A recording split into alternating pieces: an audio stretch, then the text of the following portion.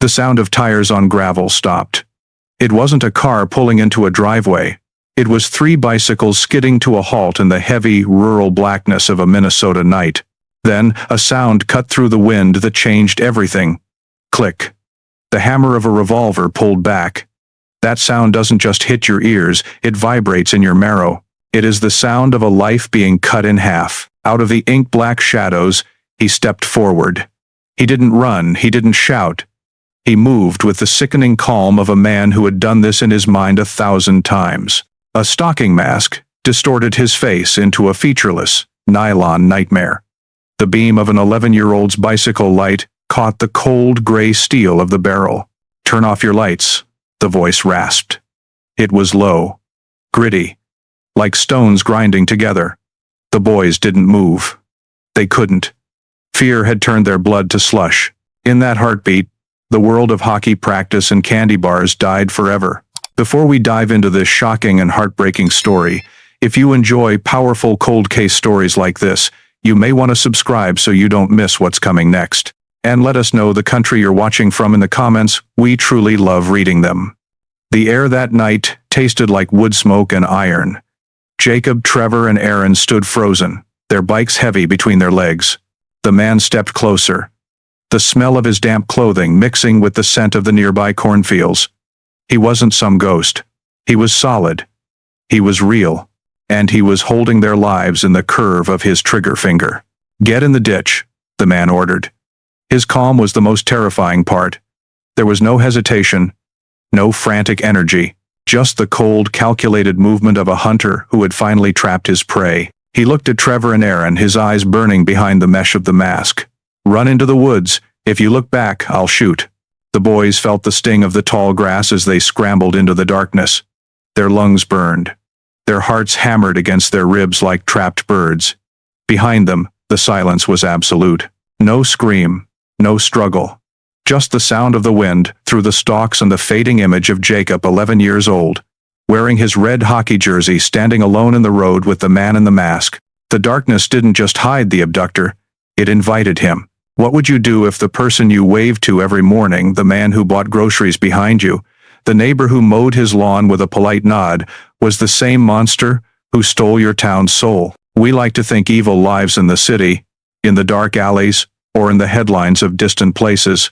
But the truth is much harder to swallow. In 1989, Street Joseph, Minnesota, learned that the devil doesn't always live in a cave.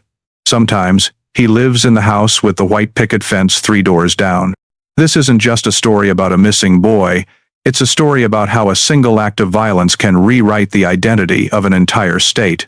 It's about the fury of a family, left with nothing but an empty chair and a red jersey for 27 years.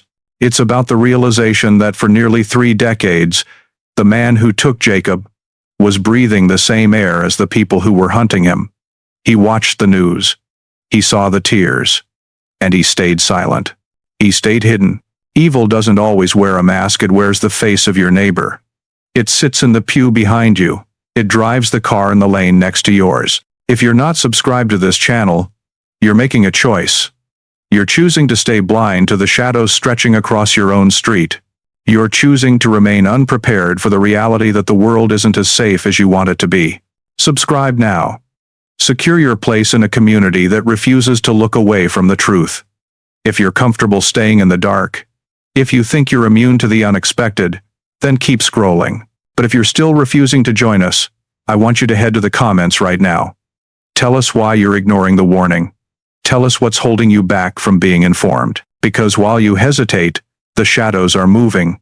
And they don't wait for you to be ready. This is the story of Jacob Wetterling, the boy who vanished into a Minnesota night, and the neighbor who kept a secret that paralyzed a nation. October 1989 inches. Minnesota carried a specific kind of peace that no longer exists. It was a time when the world felt massive, yet your own street felt like a fortress. In the suburbs of Minneapolis, the air was sharp with the smell of drying leaves and the promise of the first frost. This was a place where the only clock that mattered was the sun.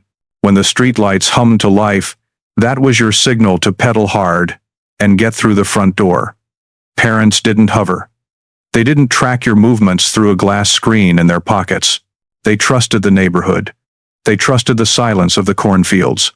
There was an unspoken contract between the people of Street Joseph. We look out for each other. You could leave your car unlocked at the grocery store. You could leave your back door unlatched while you slept. This sense of security wasn't a luxury. It was the foundation of life. Kids grew up with a sense of ownership over their town. The roads belonged to their bicycles. The woods belonged to their games of hide and seek. No one looked at a passing car with suspicion. No one wondered if the man sitting in the parked truck at the end of the lane was counting the seconds between the house lights turning off. We lived in a bubble of blissful ignorance, convinced that the horrors we heard about on the evening news only happened in big cities or in the pages of fiction. We didn't know that the safety we took for granted was actually a fragile glass wall. And on this specific Sunday night, that wall was about to be hit with enough force to shatter the heart of every parent in the state. In the center of this world was Jacob Wetterling. At 11 years old, Jacob wasn't just another kid in the crowd. He had a spirit that seemed to pull people toward him. He was a hockey player, a sport that is practically a religion in the frozen north of Minnesota. He lived for the sound of skates cutting through the ice and the feeling of the puck hitting the back of the net. That night, he wore his red hockey jersey, a bright, bold garment that reflected his energy. It was more than just clothing. It was his identity. He was a brother, a teammate, and a friend who made sure no one felt left out. His laugh was frequent, and his curiosity was endless. Jacob lived in a home filled with music and laughter. His parents, Jerry and Patty, had built a life centered on the idea that children should be allowed to explore. They encouraged his independence. They wanted him to feel the wind on his face as he rode his bike through the winding roads of their quiet community. To Jacob, the world was a playground waiting to be conquered. He didn't know about the cruelty that could hide behind a mask. He didn't know that some people walk among us with hearts full of rot. On that Sunday, he was just a boy who wanted to spend time with his brother, Trevor, and their best friend, Aaron. He was a child who believed that as long as he followed the rules, nothing bad could ever touch him. The red jersey he wore would soon become the most recognized piece of clothing in America. But for now, it was just the shirt of a boy who loved the game and loved his life. The mission was simple, the kind of small-scale adventure that defines a childhood Sunday. The boys wanted to rent a movie and grab some snacks from the Tom Thumb convenience store. It was only a short ride away, a path they had taken dozens of times. They gathered their change, hopped on their bikes, and headed out into the cooling evening. The sun had already dipped below the horizon, leaving the sky in a bruised shade of purple before the true darkness took over. Inside the store, the air was warm and smelled of popcorn and floor wax. They spent time debating which comedy would be the best choice for the night. They weighed the options of different candies, their biggest worry being whether they had enough coins for everything they wanted. They were happy. They were free. They made their purchase, tucked the rented videotape under an arm, and walked back out to their bicycles. The store clerk watched them go, just 3 kids enjoying the last bit of their weekend before school started again on Monday. They felt like they were on top of the world. They had their treats, their movie, and each other. They began the ride back home, their bicycle tires humming against the asphalt. The laughter between them was easy. They talked about the movie they were about to watch, and the hockey games they would play later that week. They didn't notice that the road felt a little quieter than usual. They didn't notice that the shadows between the trees seemed to be reaching out further across the pavement. They were just 3 boys in the dark, pedaling toward a home they would never reach together. The innocence of that ride was the last moment of peace Street Joseph would ever know. As they moved further away from the lights of the convenience store, the rural darkness began to close in. The road stretched out ahead of them, a narrow strip of gray bordered by towering stalks of corn that whispered as the wind moved through them. The temperature was dropping fast now. The boys pedaled harder, feeling the bite of the air against their faces. That's when the atmosphere shifted. It wasn't a loud noise or a sudden movement. It was a feeling, a weight in the air that suggested they were no longer alone on the road. The beams of their small bicycle headlights flickered against the gravel, cutting tiny holes in the gloom. Every rustle in the ditch felt a little more intentional. Every snap of a twig sounded a little too heavy to be a small animal. They were moving past a dark driveway when the silhouette appeared. A figure stood there, perfectly still, watching them approach. It wasn't a neighbor out for a walk. It wasn't someone waiting for a friend. The figure was a void in the night, a shape that didn't belong in the peaceful rhythm of their lives. The boys felt a cold spike of adrenaline. Their instincts, sharpened by 1,000 generations of human survival, told them to scream, to turn around, to fly away. But curiosity and the confusion of youth kept them moving forward for just a few seconds too long. They didn't see the mask until it was too late. They didn't see the weapon until it was right in front of them. The watcher had finished waiting.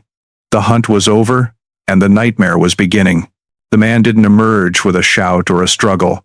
He simply occupied the space where the boys needed to go. He stepped from the darkness of the driveway like a physical wall, cutting off their path home.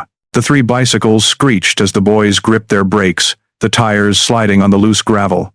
In the dim glow of their small lights, the figure was terrifyingly tall. The stocking mask pulled tight over his face flattened his nose and obscured his eyes, leaving only a hollow, terrifying imitation of a human face. Before any of them could speak or turn around, the man raised his hand.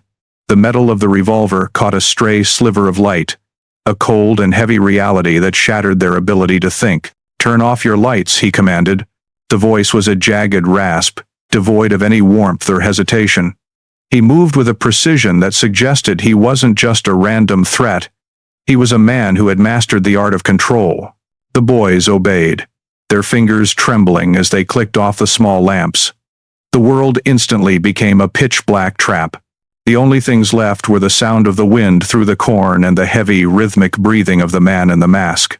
He stood there, letting the darkness do the work of breaking their spirits. He wasn't in a hurry. He knew he held every card in the deck. He ordered them to throw their bikes into the ditch, the clatter of the metal frames hitting the dirt, sounding like a death knell for their childhood. They were no longer hockey players or students. They were targets standing in a line, waiting for a predator to make his final move. The man moved down the line, the barrel of the gun never wavering.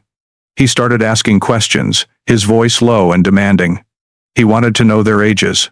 Trevor spoke first, his voice cracking with a terror that no child should ever feel. Aaron followed. Then it was Jacob's turn. The 11-year-old stood his ground, his small frame shivering in the red hockey jersey. There was a pause, a moment where the very air seemed to hold its breath. The man looked at the 2 older boys, then fixed his gaze on Jacob. The selection was made with a chilling lack of emotion. He didn't explain why. He didn't need to. He held the power of life and death in his hand. "You two," the man said, pointing toward the thick wall of trees lining the road. "Get in the ditch. Run into the woods as fast as you can. If you look back, I'll shoot. If I hear you stop, I'll shoot." The cruelty of the order was calculated. He was forcing them to choose between their brother, their friend, and their own survival. They looked at Jacob, and Jacob looked back at them. In that final glance, there was a lifetime of unsaid words. The man stepped closer to Jacob, his hand reaching out to grip the boy's arm. The physical contact was the finality they couldn't ignore. The threat of the revolver was absolute. Trevor and Aaron were children facing an armed monster. They had no weapons, no help, and no choice. The man growled the order again, stepping toward them with the gun raised. The instinct to live, the raw, primal drive to escape the barrel of that gun, finally took over. Trevor and Aaron scrambled into the ditch, the tall, dry grass tearing at their clothes. They hit the tree line and kept going, sprinting into the deep woods where the branches whipped against their faces like lashes. Every snap of a twig under their feet sounded like a gunshot. Every gasp for air felt like a scream they couldn't let out. They ran until their legs felt like lead, driven by the absolute certainty that the man with the gravelly voice was right behind them, waiting for them to turn their heads. The guilt was already starting to take root, a heavy, suffocating weight that would stay with them for the next 3 decades. They were leaving him. They were leaving Jacob alone in the dark with the mask and the metal. Behind them, on the road, the silence was more terrifying than any noise. They didn't hear a car engine start. They didn't hear a struggle. They only heard the frantic thudding of their own hearts. They reached a neighbor's house, pounding on the door with a desperation that woke the entire street. Their words came out in broken fragments: a man, a gun, a mask. Jacob. The neighbors looked out into the night, seeing nothing but the peaceful Minnesota trees. But the terror on the boys' faces told the true story. While the police were being called and the first sirens were warming up in the distance, the road where they had left Jacob was already empty. The bicycles were still in the ditch, their wheels slowly coming to a stop, but the red jersey and the man who wanted it were gone. The boys had escaped the woods, but they had entered a nightmare that would never end. When the first officers arrived at the scene, they found a void. The road was a stage where the actors had vanished, leaving behind only the props of a stolen life. The bicycles lay in the dirt, the candy and the rented movie forgotten in the grass. There were no signs of a struggle, no blood, no clues.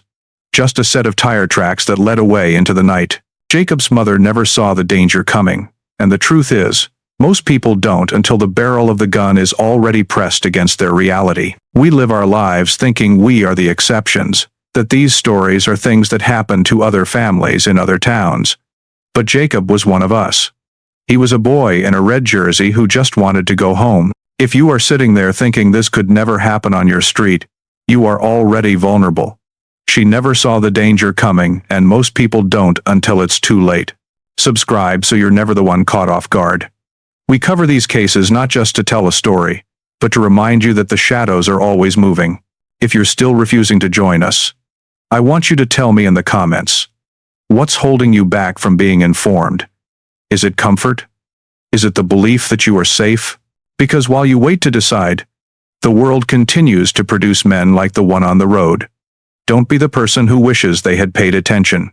Subscribe now, and join a community that looks the truth in the eye, no matter how much it hurts. We are moving into the search now, the moment a town realized its heart was missing. By midnight, the quiet suburb of Street Joseph had become a theater of desperation. The first squad cars didn't just arrive. They tore through the silence, their sirens screaming into the empty cornfields. Officers stepped out into the biting air, their boots crunching on the same gravel where the masked man had stood only an hour before. They found the bicycles. One was laying on its side, a pedal still spinning lazily in the wind, a mechanical heartbeat in a scene that felt like a cemetery. There was no sign of a struggle, which was perhaps the most frightening detail of all. Jacob hadn't fought because he hadn't been given the chance. He had been erased. As the word spread, the town didn't just wake up. It ignited. Lights flickered on in every house for miles. Neighbors who had been asleep minutes before were suddenly standing on their porches in robes and coats, clutching flashlights and looking toward the woods with wide, hollow eyes. The police didn't have to ask for help. The help arrived in waves. Men and women who had never held a weapon or conducted a search were suddenly organizing into lines, ready to tear the earth apart to find the boy in the red jersey. The local fire station became a temporary headquarters, filled with the smell of stale coffee and the heavy electric tension of people who knew that every second ticking by was a second that Jacob was getting further away. The search dogs were brought in, but they paced back and forth, confused by the freezing wind and the lack of a scent trail. It was as if the road itself had opened up and swallowed the boy whole, leaving nothing but the cold Minnesota mud behind. By sunrise, the scale of the operation had reached a level never before seen in the state. The governor called in the National Guard. Suddenly, the rural roads were clogged with olive-drab trucks and men in uniform. This wasn't just a police matter anymore. It was a military-grade mobilization against a shadow. Thousands of volunteers joined the soldiers, forming long human chains that stretched across the horizon. They walked shoulder to shoulder through the tall, frosted grass of the pastures. They poked sticks into culverts and waded into the freezing edges of local lakes. They checked every abandoned barn, every rusted shed, and every basement in the county. The sound of thousands of voices calling Jacob's name became a haunting, rhythmic chant that echoed off the trees. But the only response was the whistling of the wind. The physical toll was brutal. People walked until their feet bled and their voices gave out. They searched through the driving rain and the biting cold of the Minnesota autumn, driven by the frantic hope that they would find him huddled in a ditch, scared but alive. Every time a searcher spotted a flash of red in the brush, a collective gasp would ripple through the line, only to be replaced by the crushing disappointment of finding a discarded soda can or a piece of plastic. The helicopters chopped through the air above, their powerful spotlights scanning the earth, but they saw nothing but the vast, indifferent landscape. The sheer volume of the effort was a testament to the community's love. But as the hours turned into days, the atmosphere shifted from urgency to a heavy, paralyzing dread. They were looking for a boy, but they were starting to feel like they were hunting a ghost who had never existed at all. While the world outside was a chaotic storm of activity, inside the Wetterling home, the silence was a physical weight. Patty Wetterling sat in the kitchen, her eyes fixed on the rotary phone as if she could force it to ring through sheer will. Every time the door opened, there was a momentary spike of hope that was immediately extinguished by the grim faces of the investigators. The house was filled with people, friends, family, and FBI agents, but the core of the home felt hollow. Jerry and Patty were living the nightmare that every parent fears. A reality where your child is gone, and there is no one to negotiate with, no demands, and no information. They were trapped in a room with 1,000 questions and not a single answer. The leads began to pour in by the thousands. Eventually, there would be over 50,000 of them. Tips came from every corner of the country. People claimed to have seen a boy in a red jersey in gas stations 3 states away. Psychics called with visions of wooded areas and dark basements. Convicts in distant prisons tried to trade fake information for shorter sentences. Each lead had to be followed, each tip had to be checked, and each one ended in a dead end. The sheer volume of information was a double-edged sword. It showed that the country cared, but it also buried the truth under a mountain of noise. Detective Miller and his team worked until their eyes were bloodshot, sifting through the reports, looking for the one thread that would lead them back to the road in Street Joseph. But the man who took Jacob had been too careful. He hadn't left a trail of breadcrumbs. He had left a void. The abduction of Jacob Wetterling didn't just take a boy. It killed an entire way of life. Almost overnight, the be home by dark rule was replaced by a state of permanent lockdown. The psychological shift was tectonic.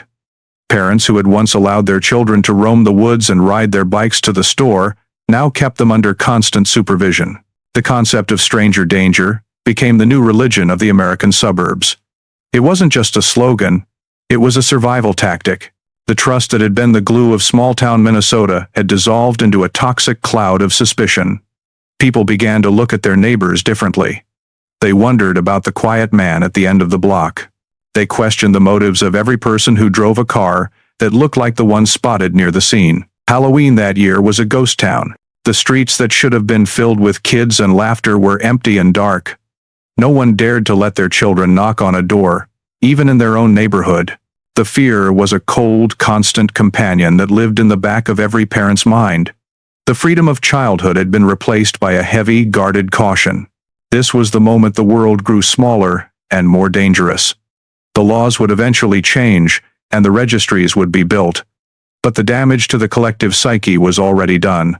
We realized that we couldn't protect our children by just teaching them to be good people. We had to teach them that the world contained predators who didn't look like monsters. The disappearance of the boy in the red jersey became the cautionary tale that defined a generation. It was a loss of innocence that could never be recovered. Every time a child was seen riding a bike alone, a shiver went through the community. A reminder that the shadow from the driveway was still out there, somewhere, watching and waiting. The search for Jacob had become a search for our own lost sense of safety. And as the months turned into years, both seemed further and further away. As the investigation into Jacob's disappearance ground into a state of agonizing frustration, a chilling realization began to take shape in the corners of the case files. Jacob wasn't the starting point. He was the culmination. Investigators began to look back at reports from the small town of Paynesville, just a short drive from where the bicycles were found in the ditch. Between 1986 and 1989, that community had been terrorized by a man who seemed to move through the night with total impunity. These weren't just random acts of mischief. They were targeted, aggressive assaults on young boys. But at the time, these incidents were treated as isolated crimes, scattered across the jurisdiction of different small-town police departments that didn't talk to each other. The reports were hauntingly similar. Boys would be walking home or playing near their houses when a man would step from the darkness. He always chose the moments when the world was quietest. He always knew exactly where the blind spots were. The survivors spoke of a figure that felt more like a presence than a person, a man who seemed to know the geography of their fear better than they did. For years, these stories sat in manila folders, gathering dust while the families in Painesville tried to forget the terror that had visited their doorsteps. It was only after the boy in the red jersey vanished that the authorities began to see the cold truth. The man who took Jacob didn't just appear out of thin air on that Sunday night in October. He had been there all along, moving in the shadows of the neighboring towns, testing the boundaries of what he could get away with. The monster had a history, and that history was written in the trauma of the boys who had managed to get away. When the investigators finally laid the Painesville files next to the witness statements from Trevor and Aaron, the blood drained from their faces. The signature was identical. Every detail matched with a terrifying level of consistency. The man always wore a dark, heavy stocking mask that crushed his features into a grotesque blur. He always carried a revolver, using the cold weight of the steel to paralyze his victims before they could even think about screaming. But the most distinct piece of evidence was the voice. The survivors all described the same low, gravelly rasp. They all remembered the same specific command that had been barked at Trevor and Aaron. "Don't look at me or I'll shoot." This wasn't a man acting on impulse. This was a man with a method. He used the same psychological tactics to ensure compliance, stripping the boys of their dignity and their sense of safety in a matter of seconds. In the earlier attacks, he would abduct the boys, take them to a secluded area, assault them, and then release them with a final lethal threat. He told them he would find them if they talked. He told them he knew where they lived. These survivors were left with a lifetime of scars, but they were alive to tell the story. The pattern showed a predator who was becoming more comfortable with his power. He was learning how long it took for the police to respond.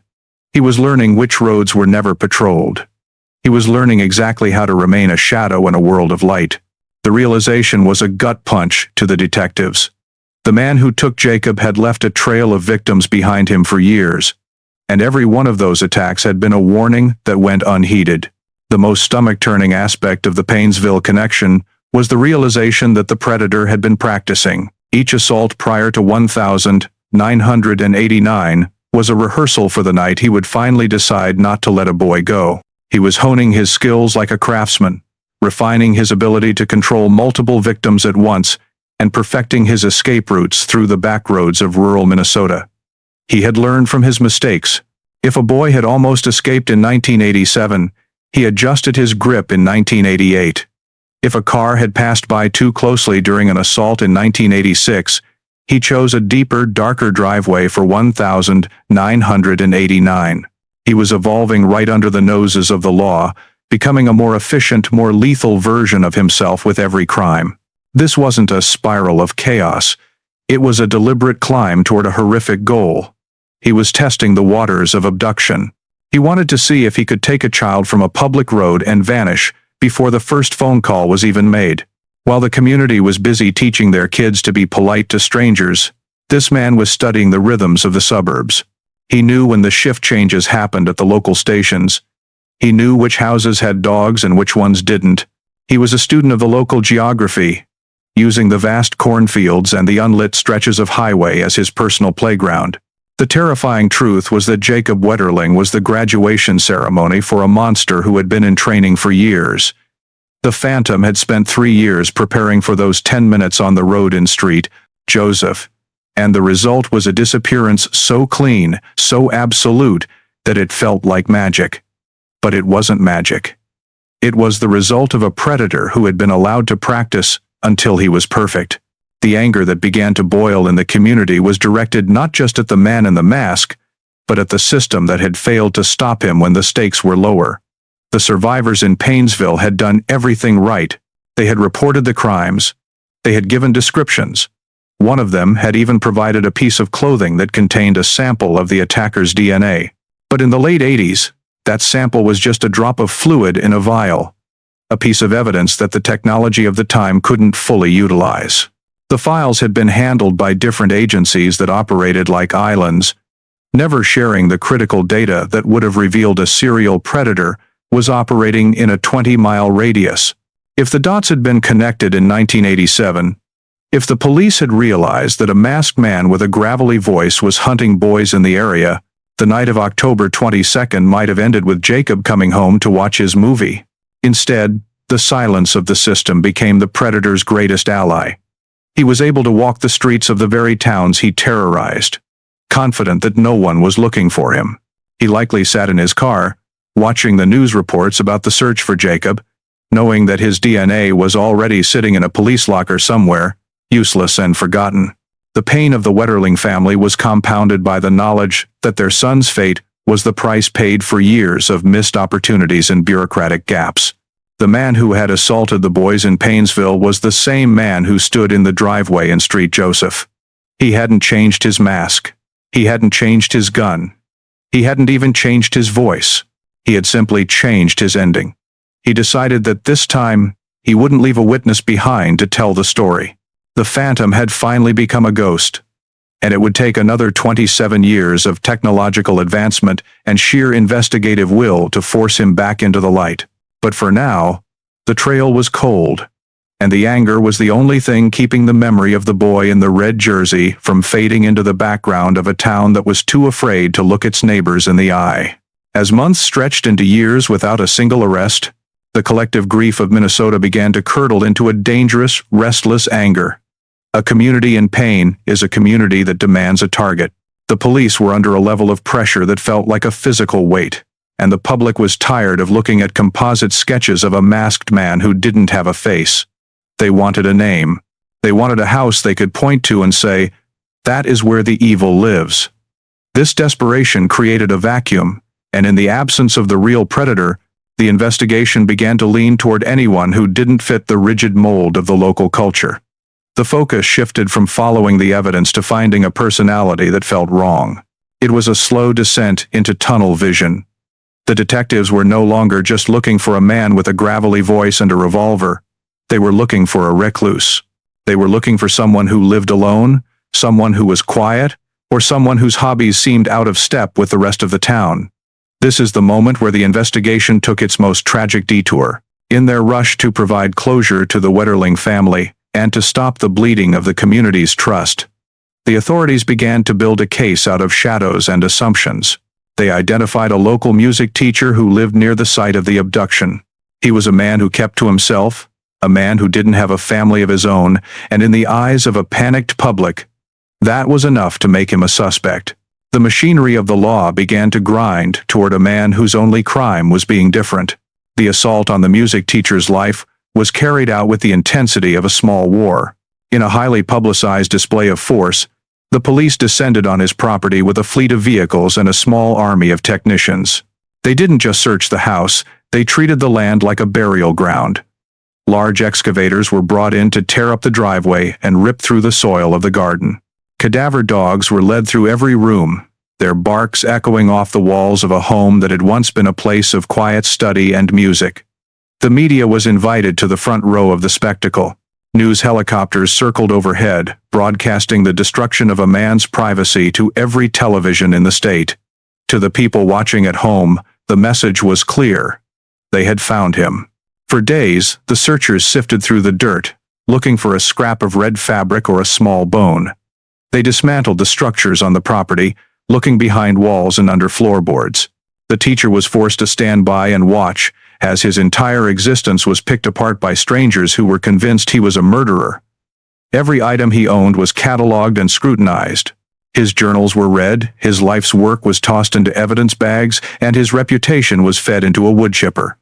Despite the massive effort, the result was a deafening silence. There was no DNA. There was no weapon. There was no Jacob. But the lack of evidence didn't stop the narrative. The police had committed so much to this theory that they couldn't simply walk away. They left the property in ruins, leaving behind a man who was technically free but whose life had been effectively ended. The true horror of this detour was the social execution that followed. Even when the police admitted they had found nothing, the court of public opinion had already delivered a verdict of guilty. The music teacher became a pariah in the town he had called home. People crossed the street to avoid him. He lost his students, his livelihood, and his sense of belonging. The quiet life he had built was replaced by a state of permanent harassment. He received death threats in the mail and saw his name dragged through the mud in every newspaper update. The community had been so hungry for a villain that they were willing to ignore the fact that they were destroying an innocent man to satisfy their own need for an answer. This was the ultimate victory for the real killer. While the police were busy digging up a music teacher's yard and the public was busy venting their rage at a scapegoat, the man who actually took Jacob was safe. He was free to move about, free to watch the chaos, and free to plan whatever came next.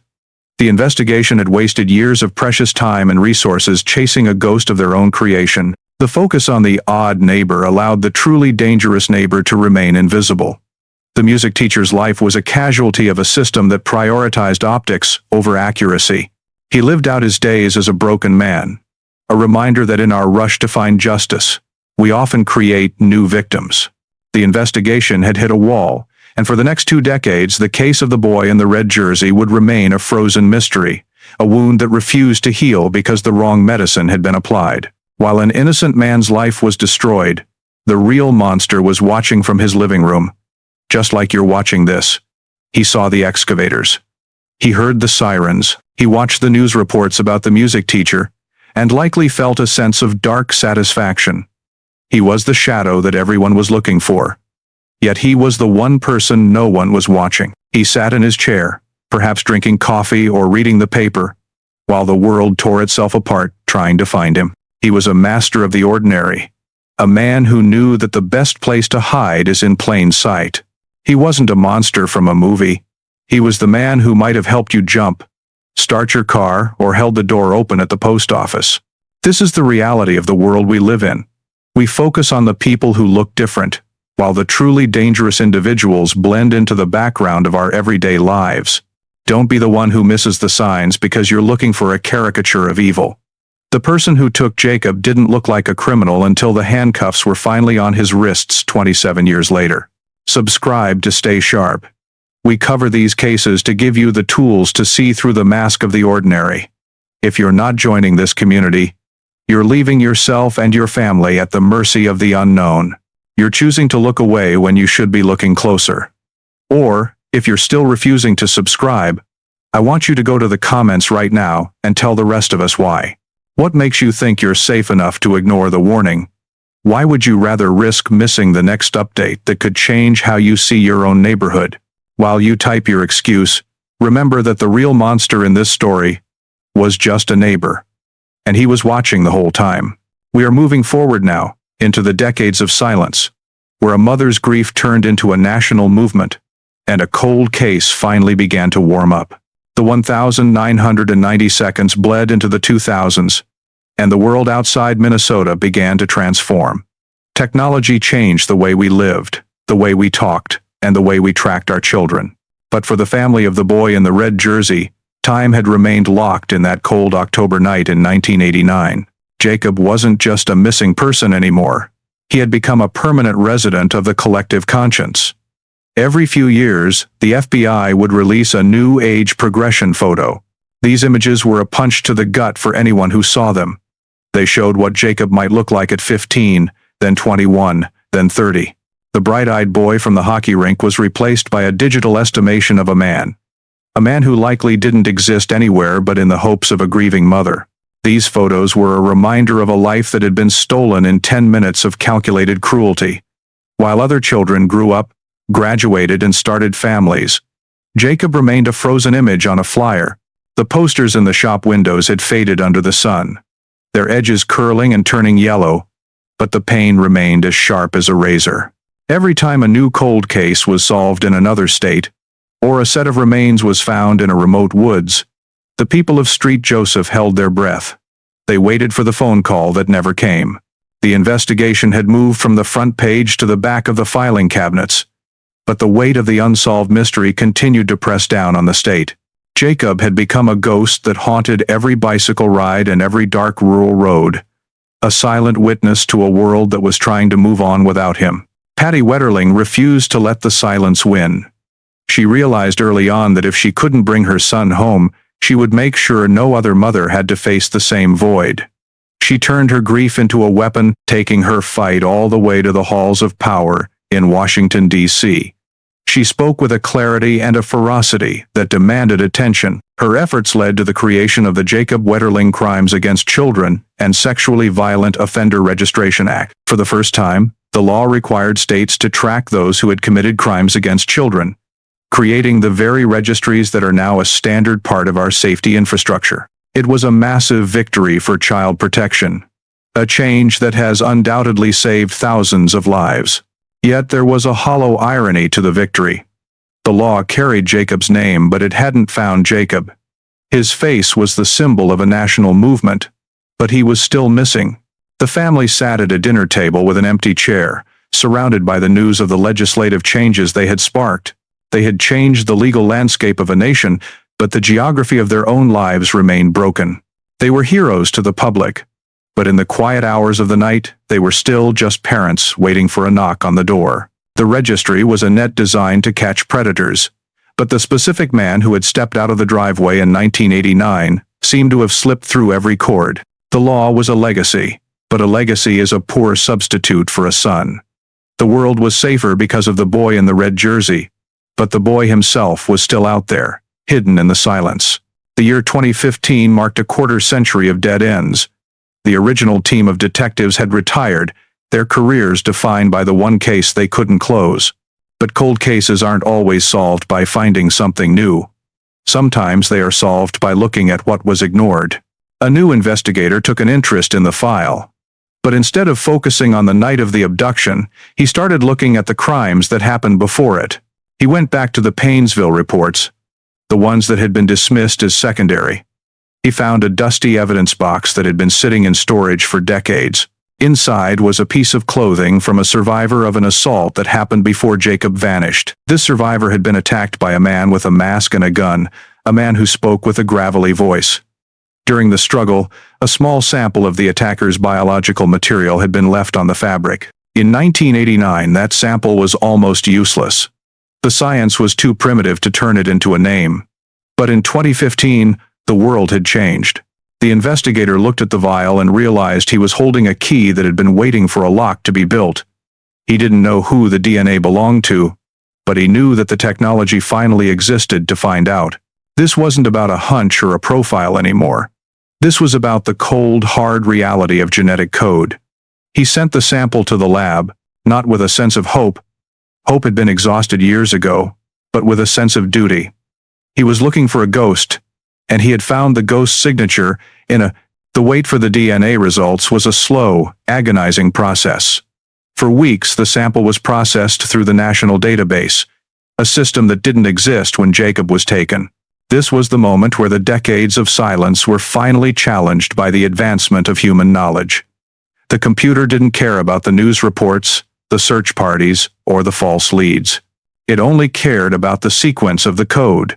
When the system finally signaled a match, the name that appeared on the screen didn't belong to a drifter or the music teacher they had harassed years before.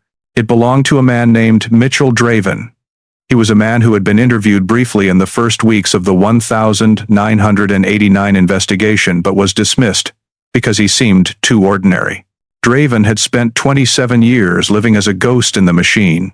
He had stayed in the area, worked a normal job, and moved through the community without a single person suspecting that he was the man who had paralyzed the state with fear. He had watched the Wetterling family on television. He had walked the same streets as the searchers. The DNA match proved he was the attacker in Painesville. But the bigger question remained. Was he the man from the driveway? The investigator realized that the phantom was no longer an idea. He was a person with an address. This was the loop that had been open since 1989 finally beginning to close. The tension in the department was electric. They had a name, they had a link, and they had a location. They weren't just looking for a suspect. They were looking for the answer to a 27-year-old nightmare. The realization that the killer had been a neighbor all along was a fresh wave of pain. It meant that every time the community looked for a monster in the woods, they should have been looking in the driveway next door. The arrest was planned with the utmost care. They didn't want a chase. They wanted a confession. They wanted to know where the boy in the red jersey was. The man who had been a shadow for nearly 3 decades was about to be forced into the blinding light of the truth. The DNA was the thread that had finally caught the predator, and as the officers prepared to knock on his door, they knew they were carrying the weight of a generation's hope and anger. The silence was about to end, and the truth was going to be more devastating than anyone had imagined. In 2015, Mitchell Draven was a man whose presence occupied no space in the public memory. He lived in a house that didn't stand out, worked a job that required no special attention, and maintained a social circle that saw him as nothing more than a quiet, perhaps slightly boring, member of the community. He was 52 years old, his face weathered by the same Minnesota winters as everyone else. For 27 years, he had mastered the art of being unremarkable. He wasn't hiding in a cabin in the deep woods. He was hiding in the checkout line at the local market. He was the man who paid his taxes on time and kept his lawn mowed. This was the most chilling realization for the investigators. The predator hadn't fled. He had simply transitioned from a masked thief of lives into a polite neighbor. He had lived through the entire search. He had seen the posters of Jacob age and fade.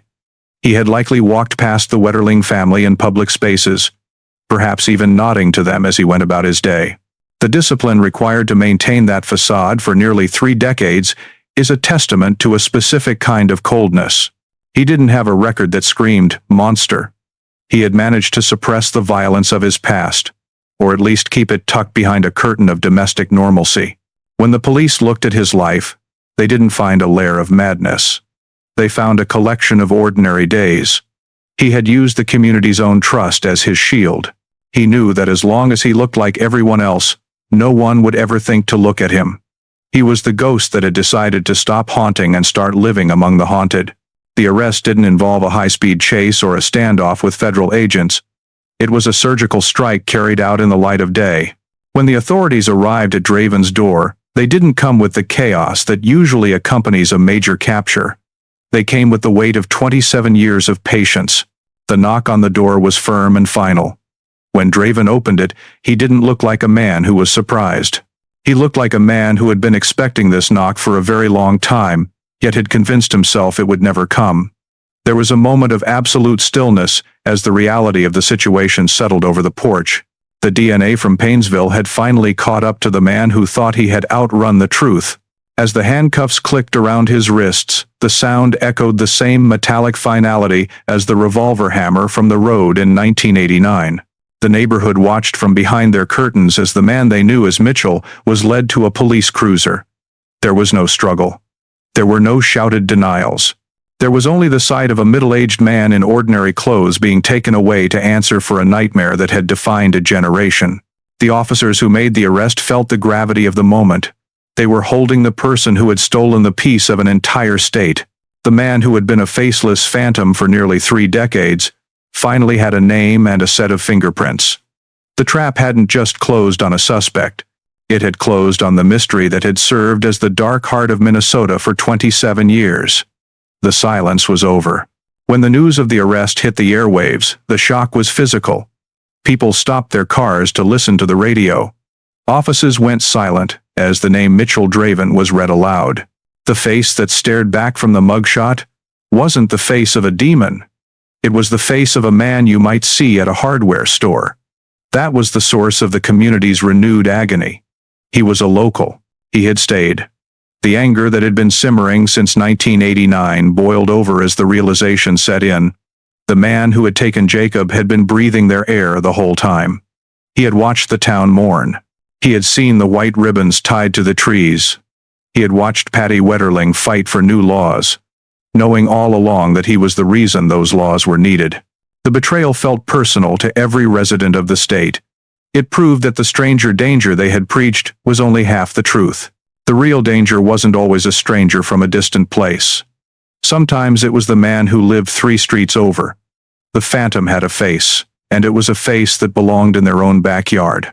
This wasn't a victory yet, because while they had the man, they still didn't have the boy. The arrest brought a wave of questions that had been buried for decades. Where was Jacob? What happened after the bicycles were left in the ditch? The community was caught between the relief of an arrest and the dread of what the truth might actually look like. The face of Mitchell Draven became the focus of all the fury that had been building since that Sunday night in October.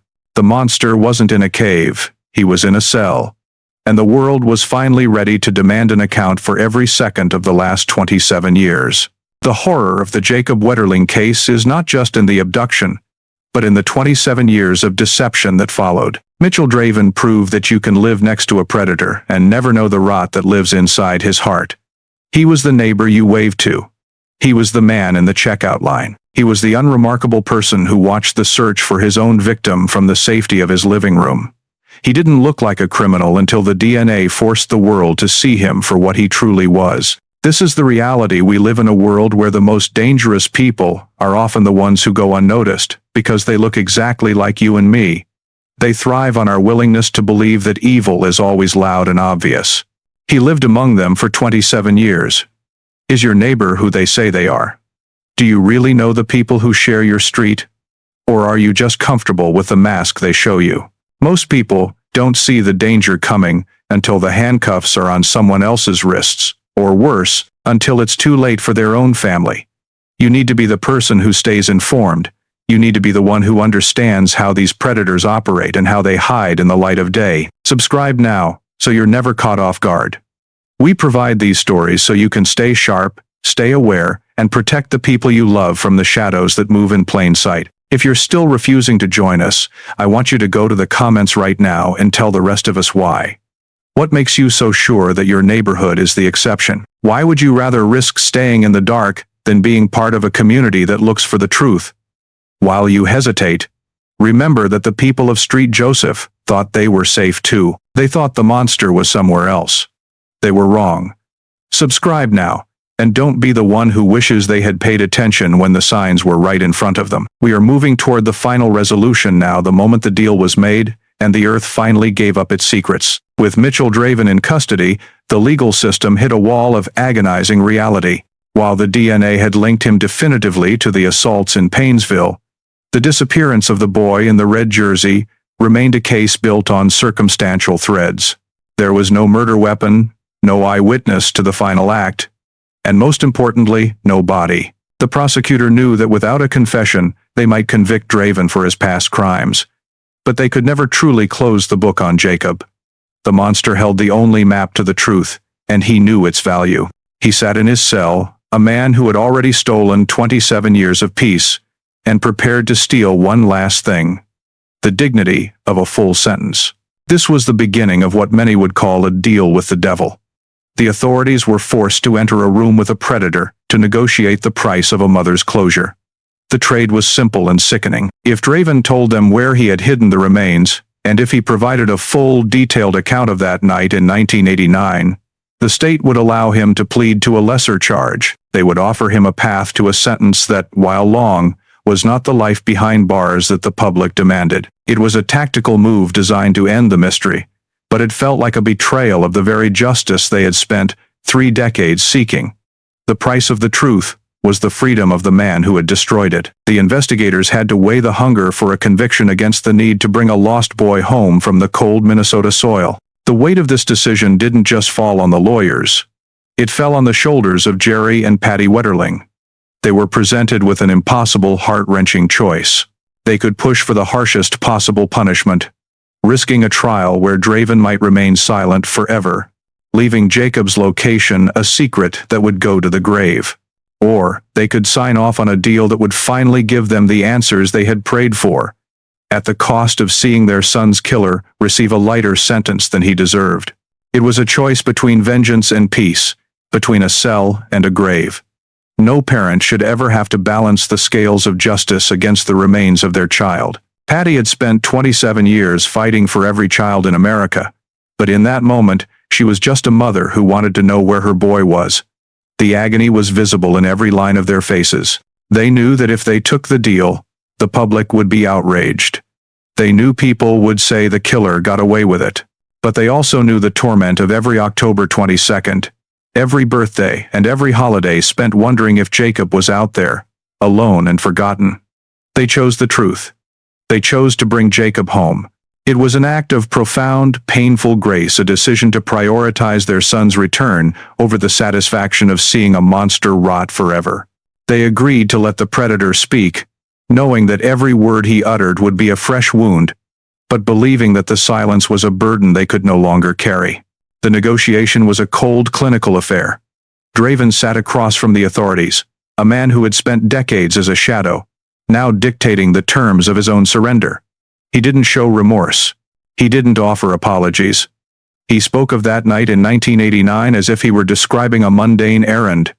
He demanded that his confession not be used to pile on further charges in other jurisdictions. He wanted a guarantee of where he would serve his time. He was a man who had controlled the narrative for 27 years, and he wasn't about to stop now. The deal was inked in the blood of a child's memory, a legal document that traded years of a killer's life for the coordinates of a clearing in the woods. The details of the bargain were a bitter pill for the community to swallow. The news that the Phantom might one day walk free, even as an old man, felt like a second abduction of the town's sense of safety. But the legal reality was absolute. Without the deal, there was no Jacob.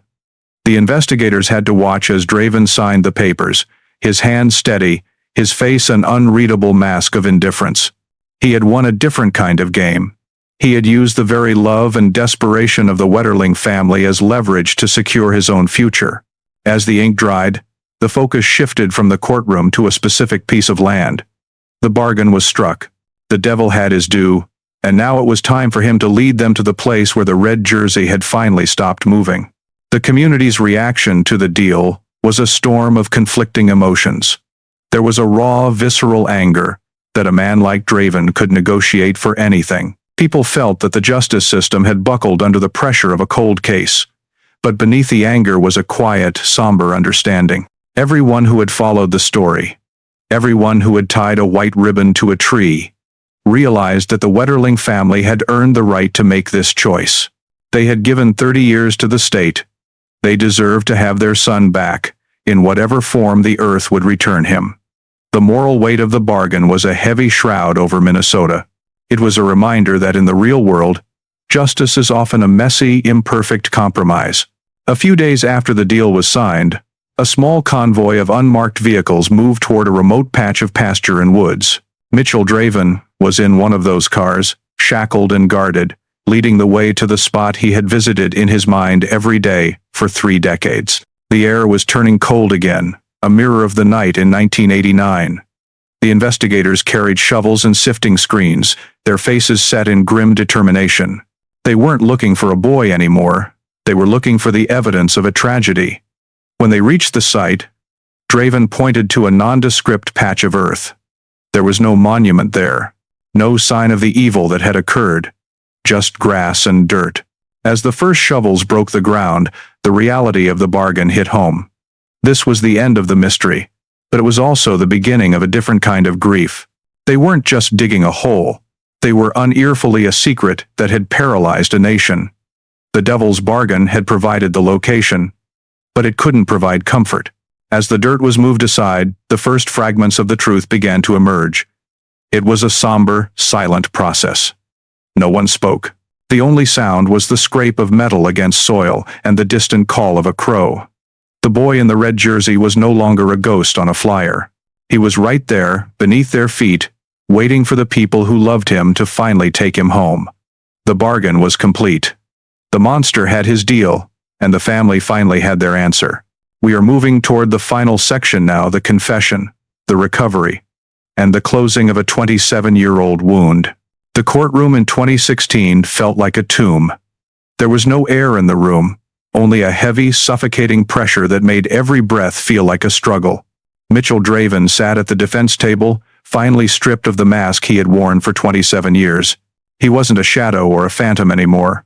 He was a graying man in a suit, a banal figure who looked like he could be anyone. But as he stood to fulfill his part of the bargain, the temperature seemed to drop. The Wetterling family sat in the front row, a few feet away from the person who had defined their lives through his absence. The public gallery was packed with people who had carried this case in their hearts since childhood. Everyone was there to hear the one thing they had been denied for 3 decades. The truth. The judge called for order. But the room was already silent. It was the silence of a cathedral or a crime scene. When Draven began to speak, his voice didn't shake. There was no tremor of guilt or hesitation. He spoke with a flat, mechanical cadence that was more terrifying than a scream. It was the voice of a man who viewed the destruction of a life as a series of logistics. He began to describe that night in October 1989, starting with the moment he saw the flicker of bicycle lights on the dark road. He detailed the positioning of his car and the weight of the gun in his hand. Every word he uttered felt like a physical blow to the people in the room. He was finally pulling back the curtain on the mystery, and the light he was letting in was cold and pitiless. Draven described the drive away from the scene with a chilling lack of emotion.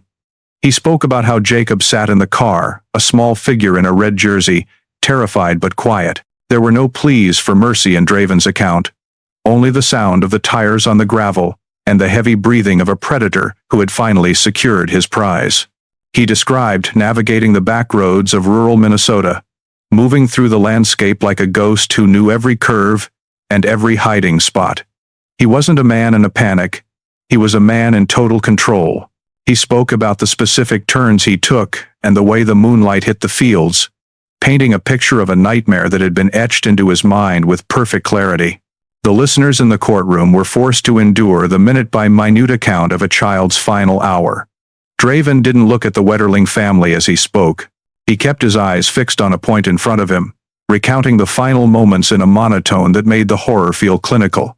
He described pulling over near a secluded pasture, far from the lights of any house. He spoke of the cold air and the way the wind moved through the grass. The lack of humanity in his delivery was a second assault on the dignity of the victim. He wasn't telling a story of a mistake or an impulse. He was describing a cold, calculated execution. To him, Jacob wasn't a boy with dreams and a family. He was a witness that needed to be eliminated. The revelation of his inner thoughts was a descent into a darkness that most people spend their lives trying to ignore. Then came the details of the pasture. Draven described leading the boy into the tall, dry grass of the field. He spoke about the red hockey jersey, a bright spark of color in the middle of the black and white night. That jersey, which had become a symbol of hope for a whole state, was the last thing Draven saw before he ended the boy's life. He described the burial with the same detached precision, explaining how he used a shovel he had kept in his trunk for just such an occasion. He didn't hide the body in a way that suggested shame. He hid it in a way that suggested he intended for it to never be found. He spoke about the dirt and the stones, and how he walked back to his car, drove home, and went to bed. The mention of the jersey caused a collective sob to ripple through the gallery. It was the detail that made the tragedy real again. It wasn't a case file anymore. It was a boy and his favorite shirt, alone in a field. Draven's confession provided the coordinates, but it also provided a level of cruelty that was hard to process. He had lived his life with that image in his head for 27 years. He had watched the news as the red jersey became a national icon, knowing exactly where it was buried. The tension in the courtroom peaked as he finished the description of the site. The mystery was over, replaced by a reality that was far more painful. The Phantom had finally told the world where he had put the boy, and in doing so he had confirmed that there would be no miracle. The red jersey wasn't a flag of return, it was a shroud. When the confession finally ended, the silence that followed was different. It wasn't the silence of waiting, it was the silence of a conclusion. The air in the courtroom felt heavy with the weight of 27 years of wasted time and stolen life. Mitchell Draven was led away, heading toward a prison cell that would hold him for the rest of his functional life. He had traded the location of a grave for a few years of comfort, a deal that would forever leave a bitter taste in the mouth of justice. But the recovery of the remains changed everything. The investigators went back to that pasture, guided by the words of a monster, and they finally brought Jacob home. They found the fragments of the red jersey, still holding on to its color after nearly 3 decades in the dark earth. The closure for the state of Minnesota was not a celebration. It was a somber, collective exhaling of a breath that had been held since 1989. The boy in the red jersey was no longer a ghost. He was a child who could finally be laid to rest with the dignity he deserved. The legacy of Jacob Wetterling is not found in the crime, but in the resilience of his family and the laws that now protect millions of other children. He changed the world without ever getting the chance to grow up in it. His name became a shield, and his story became a permanent reminder that even in the face of the most calculated evil, the truth can be forced into the light. The The red jersey remains in the memory of the public as a symbol of innocence and the enduring power of a mother's love. It serves as a warning that the shadows are real, but it also proves that we can refuse to let those shadows define us. Jacob's journey ended in a quiet field, but his impact continues in every registration act, every Amber Alert, and every parent who holds their child a little tighter when the streetlights come on. The case is closed, the confession is recorded, and the monster is behind bars. But the lesson remains. The world is only as safe as our willingness to look the truth in the eye. As the sun sets over the cornfields of Street Joseph, the bicycles are no longer in the ditch, and the road is finally quiet. Jacob is home.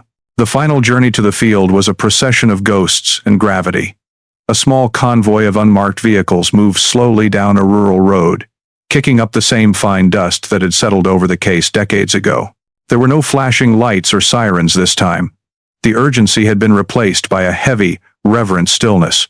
The investigators, many of whom had carried this file through the better part of their careers, stepped out into the crisp air of the pasture. The landscape was hauntingly ordinary. It was a patch of earth that looked like 1,000 others in the county. Yet it held the secret that had paralyzed a nation. They carried the tools of their trade shovels, sifting screens, and brushes moving with a precision that bordered on the sacred. The ground was firm, but it didn't feel like it wanted to keep its secret any longer. As the perimeter was marked and the first layer of soil was removed, the air seemed to thicken with the weight of expectation. For 27 years, this land had been silent. While a few miles away, a family lived in a state of permanent waiting. The investigators worked in teams, their eyes scanning every handful of dirt for anything that didn't belong to the natural world.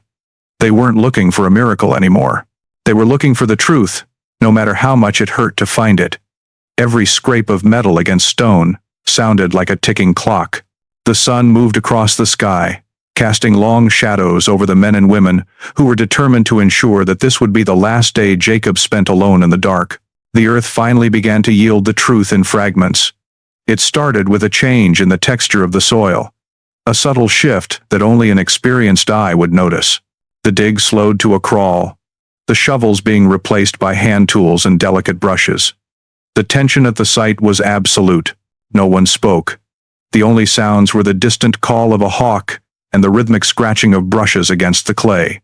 This was the moment the Phantom had described in his clinical monotone confession. This was the spot where the time had stopped for an 11-year-old boy. As the investigators cleared away a layer of silt, they found the first physical evidence that Draven had been telling the truth. The realization that the search was finally over hit the team like a physical wave. There was no joy in the discovery, only a profound, somber sense of duty. They had spent nearly 3 decades chasing leads that went nowhere and following tips that ended in frustration. But here, in the silence of the pasture, the evidence was undeniable. They were no longer working on a cold case. They were recovering a child. The recovery was a slow, meticulous process, ensuring that every piece of the puzzle was handled with the utmost care. They were documenting the end of a nightmare.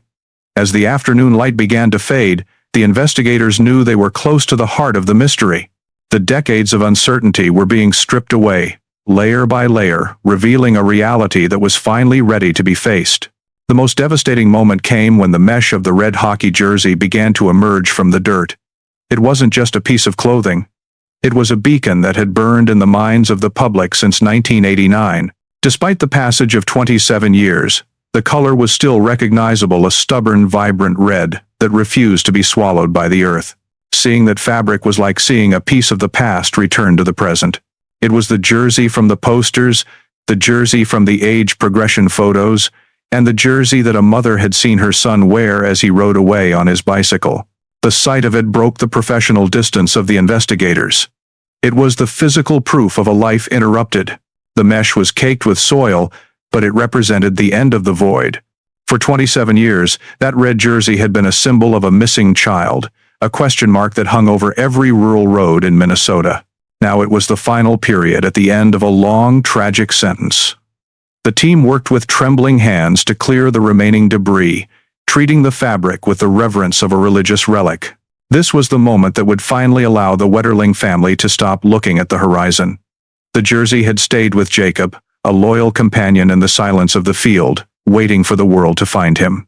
As it was carefully lifted from the ground, the weight of the mystery seemed to shift. The boy in the red jersey was no longer lost. He was found. As the remains were finally removed from the field, a collective weight seemed to lift from the state of Minnesota. It was as if a dark cloud that had hovered over the landscape for 3 decades was finally beginning to dissipate. The payoff wasn't in the arrest or the courtroom drama. It was in the simple, profound fact that Jacob was coming home. The silence that had once been terrifying was now peaceful. The news traveled fast, moving through the small towns and the city centers, bringing a sense of closure that had felt impossible for 27 years. People who had been children when Jacob vanished were now parents themselves, and they felt a shared sense of relief that the monster was caught and the boy was recovered. The payoff was for every person who had ever tied a white ribbon to a tree or looked twice at a suspicious car. It was for the investigators who had refused to give up and for a community that had refused to forget. The discovery in the pasture was a victory of truth over deception and of memory over the passage of time. The road where the bicycles were found was no longer a place of pure tragedy. It was a place where a story had finally reached its end. Jacob was no longer a ghost in the registry. He was a son, a brother, and a neighbor who was being returned to his people. The 3 decades of silence had been replaced by a final, quiet resolution. The wound would always leave a scar, but the bleeding had finally stopped. Jacob was home, and the world was finally allowed to move on. The town of St. Joseph eventually returned to a state of quiet, but it was a different kind of silence than the one that had existed before 1989. The bicycles in the ditch and the posters on the walls had been replaced by a permanent memorial, a place where people could go to remember not just a tragedy, but a boy. The closing of the chapter didn't mean the town forgot. It meant they finally had the permission to grieve. The search had lasted longer than Jacob's entire life, a staggering weight of time that had shaped the identity of the community. With his remains finally laid to rest, the frantic energy of the investigation dissolved into a somber, lasting peace. The chapter was closed, but the story had become part of the very soil of the state. This transition from a search to a legacy was marked by a shift in how we talk about safety in childhood. The terror that had once paralyzed the streets had evolved into a vigilant, protective awareness. Jacob's family had shown the world that even the deepest grief could be channeled into a force for good. They had turned their personal nightmare into a public crusade, ensuring that the name Jacob Wetterling would always be associated with the protection of the vulnerable. The boy in the red jersey had become a permanent part of the American landscape, a reminder that innocence is precious and worth fighting for. As the final prayers were said and the final flowers were laid, the town realized that while they had lost a neighbor, they had gained a symbol of resilience that would never fade. The world Jacob left behind is fundamentally different from the one he occupied on that October night. Because of him, the laws of the land were rewritten to ensure that predators could no longer move through the shadows with total anonymity. His name became a shield, a legislative force that has protected countless children from the same fate he suffered. The cultural shift was total. We no longer assume that the quiet road is safe just because it is familiar.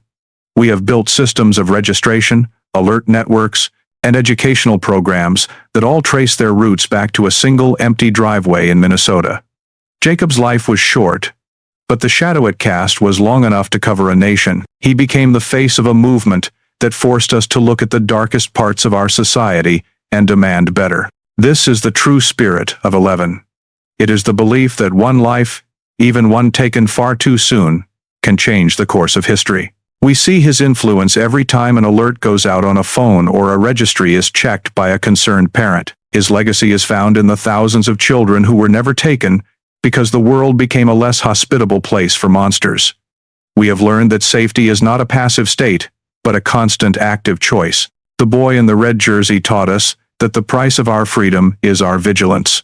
He remains a teacher to this day, a silent instructor in the art of awareness and the necessity of community. His story is a testament to the fact that while a predator can take a life, they cannot erase the impact that life has on the world. Jacob never expected his last ride, and neither do the victims we cover every week.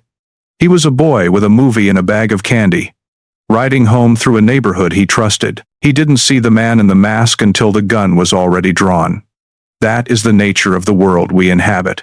The threats don't always announce themselves with a roar. Sometimes they step out of the darkness of a driveway you've passed 1,000 times. If this happened in your town tomorrow, wouldn't you want to be the one who knew the truth first? Wouldn't you want to be the one who understood the patterns and the signs before the sirens started screaming down your street?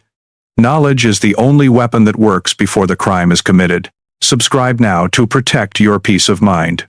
We provide the deep dives and the detailed breakdowns because we believe that an informed community is a safe community. We refuse to look away from the hard truths because we know that the shadows grow largest when they are ignored. By joining us, you are choosing to be part of a group that values reality over comfort. If you're still not with us, I want you to drop a comment below and tell the community why you're choosing to stay uninformed. Why would you rather risk being caught off guard than spend a few minutes a week learning how to see the world as it actually is?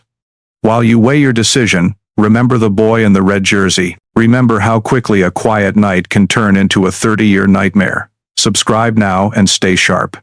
The next update could be the one that changes everything for your neighborhood. Don't wait until the road is empty and the bicycles are in the ditch. Join us today.